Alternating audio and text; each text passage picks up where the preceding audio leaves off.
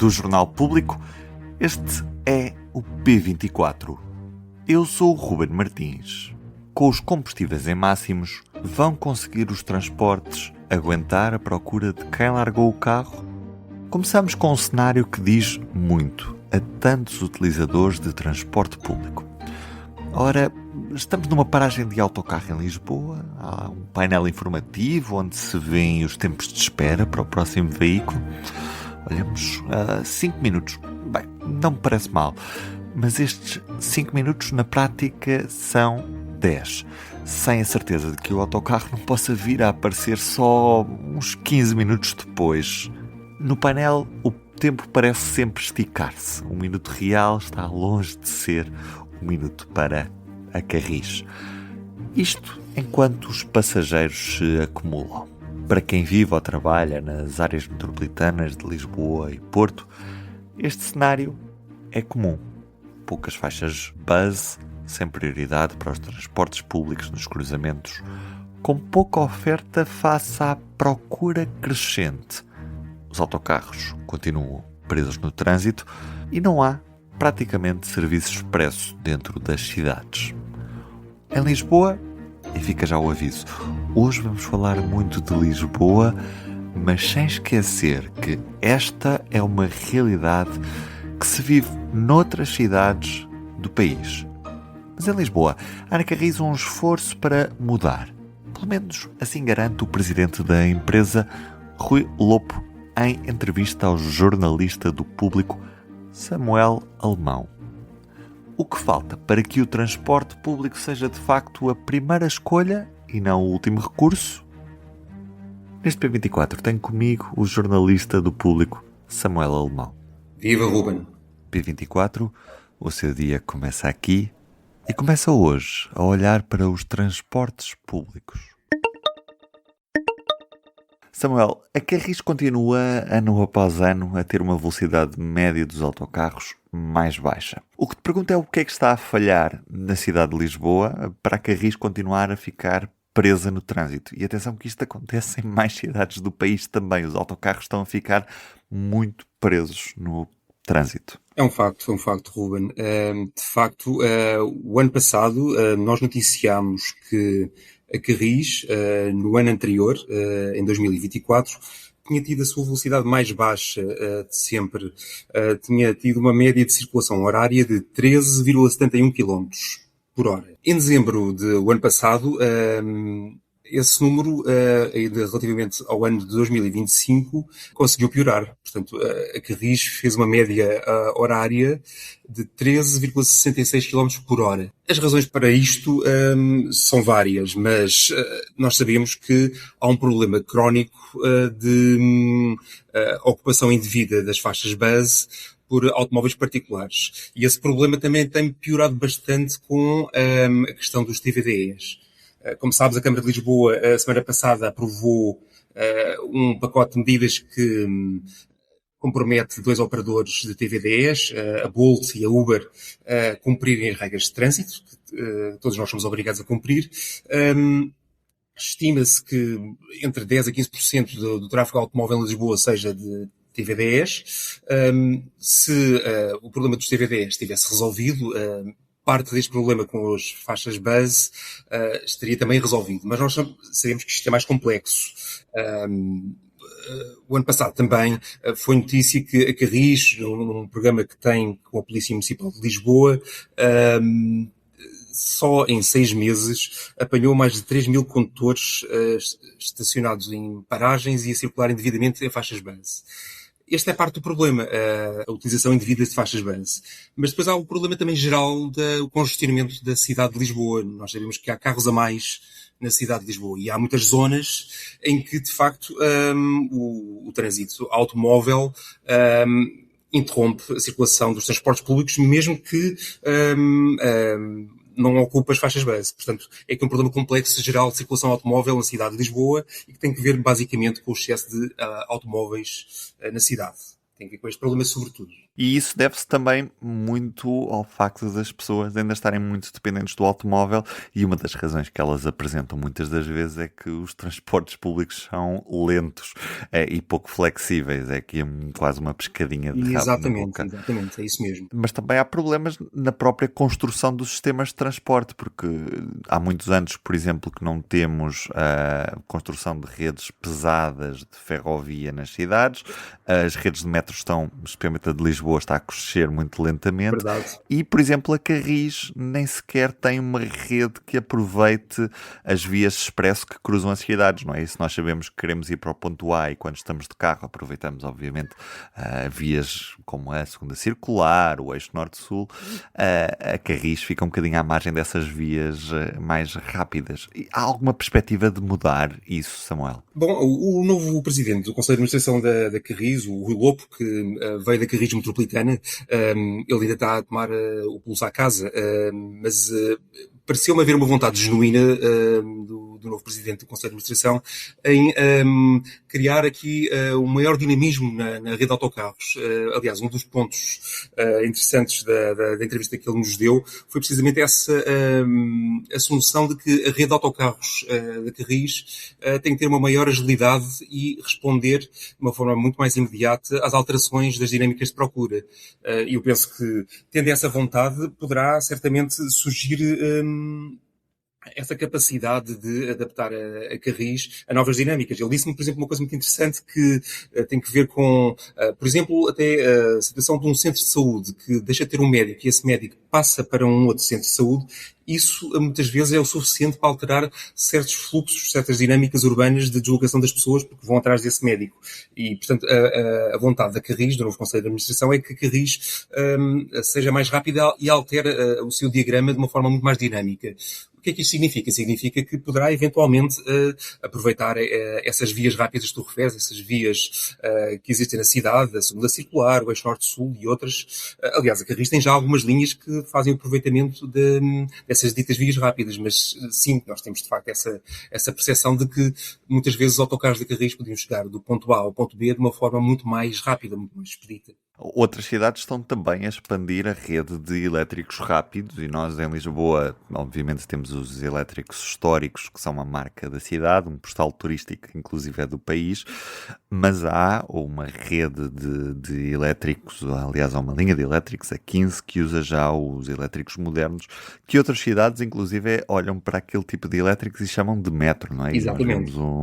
Nós vemos isso a acontecer na Europa fora. O que te pergunto é se está previsto aqui algum novo impulso à rede de elétricos da cidade ou se, pelo contrário, a rede que existe está boa para a Carris e não se vai mexer? Bom, a rede, eu acho que parece-me manifestamente curta para as necessidades de mobilidade da população. Nós sabemos que a Carris tem este plano de levar o elétrico rápido à Foz do Trancão, ao Parque das Nações e à Foz do Trancão, através da extensão do 15, chama-lhe o 16E. Portanto, a oriente do Terreiro do Paço, a linha chamar-se-á 16E. Ao conversar com o presidente do Conselho de Administração da Carris, percebi que, e estas coisas são sempre assim em Portugal, o cronograma será muito mais lento do que o desejável. Portanto, disse-me que até 2029, segundo ele, a rede chegará a Santa Apolónia, que tem ali um problema também relacionado com as obras do Plano Geral de Drenagem de Lisboa, e depois disso não me soube de avançar uma data. Portanto, os planos iniciais, quando foram anunciados o ano passado, era de que, expectavelmente, chegaria à Foz do Trancão, o 16E, em 2028. Já se percebeu que assim não será. Mas percebi que há uma vontade genuína de avançar com esse projeto. Para além disso, há muito falado um projeto de levar uma linha de elétrico rápido à Alta de Lisboa. Ora, este projeto, Ruben, tem barba, já há muitos anos que se fala disto. Portanto, o presidente do Conselho de Administração da Carris também não me soube adiantar uma data relativamente a este projeto. Tem que ser feitos ainda estudos de procura, portanto, percebemos que isto foi tirado para as calendas.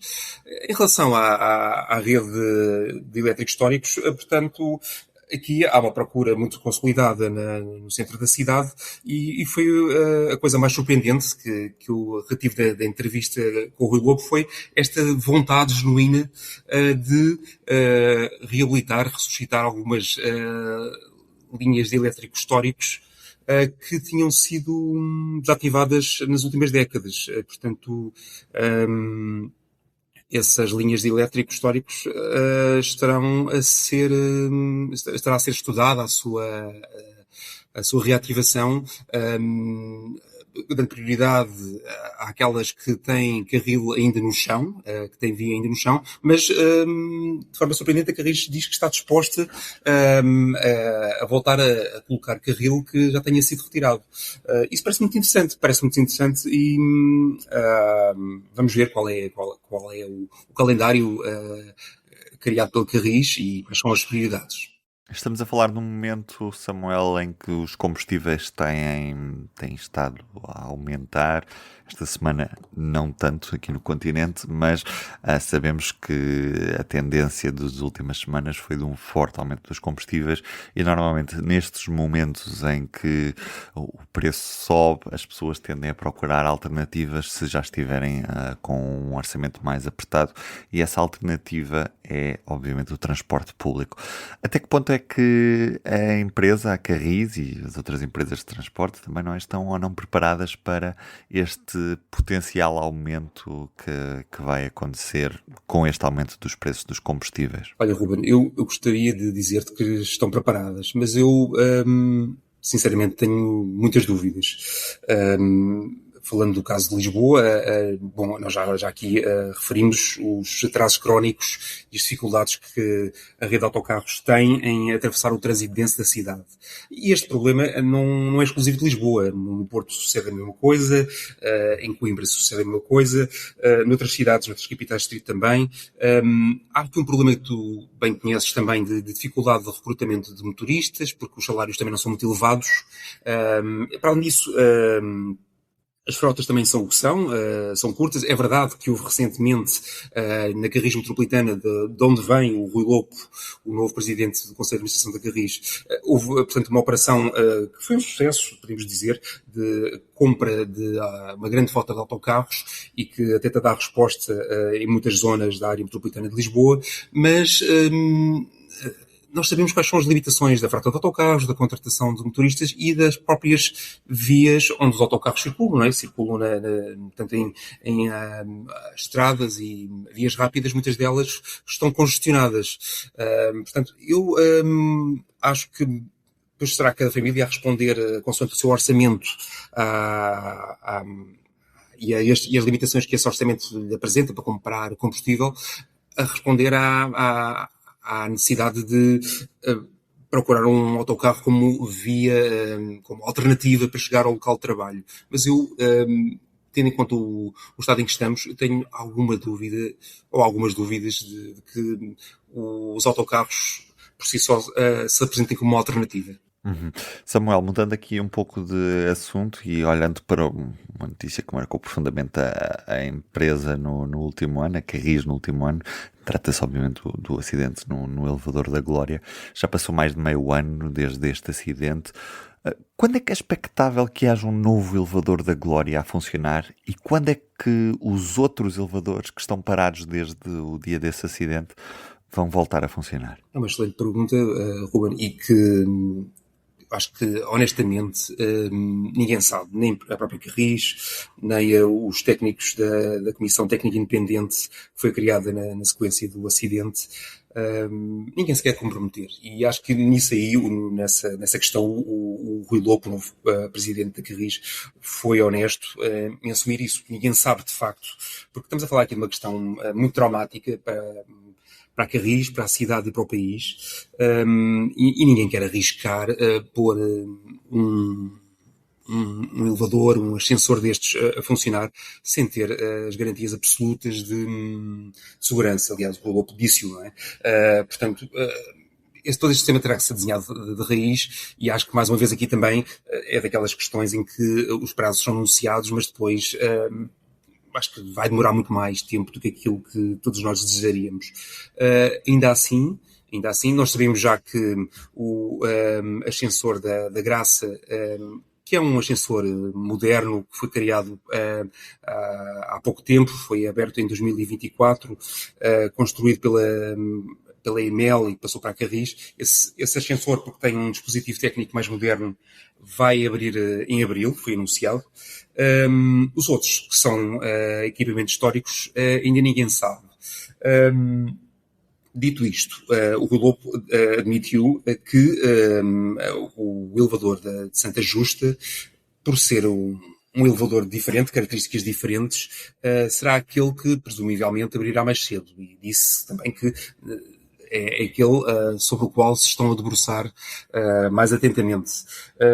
Portanto, eu acho que vamos ter que esperar muito tempo e será ainda muito prematuro sequer tentar aqui ter uma data previsível, porque tudo isto vai ter que ser redesenhado. Vai ser criada uma solução que case o legado histórico de Carris com um paradigma de segurança do século XXI. Samuel, muito obrigado por este bocadinho. Foi um prazer ter conversado contigo. Muito obrigado, Ruben. Um abraço. E porque hoje falámos de mobilidade e de transportes, quando toca a estes temas, há 2 podcasts do Público que são mesmo obrigatórios. O Sobre Carris fala sobre mobilidade, lá está, sobre Carris. Comigo, com o Carlos Cipriano e com o Diogo Ferreira Nunes, analisamos a atualidade do setor ferroviário e ouvimos protagonistas do setor. E outra sugestão é o podcast Plug-in. Sérgio Magno apresenta-nos este podcast sobre mobilidade elétrica para quem está a pensar comprar um carro elétrico nestes dias. Aposto que já lhe passou pela cabeça. Este é sem dúvida um podcast muito interessante para quem se quer introduzir neste mundo da mobilidade elétrica. Eu sou suspeito, mas se tiver curiosidade, é passar nas plataformas habituais de podcast ou em publico.pt/podcasts. Eu sou o Ruben Martins, da minha parte é tudo por hoje. Resta-me desejar-lhe um bom dia e até amanhã. Para não perder os novos episódios, subscreva este podcast do Público na sua aplicação preferida. Para além deste programa, há mais para descobrir em publico.pt/podcasts. O Público fica no ouvido.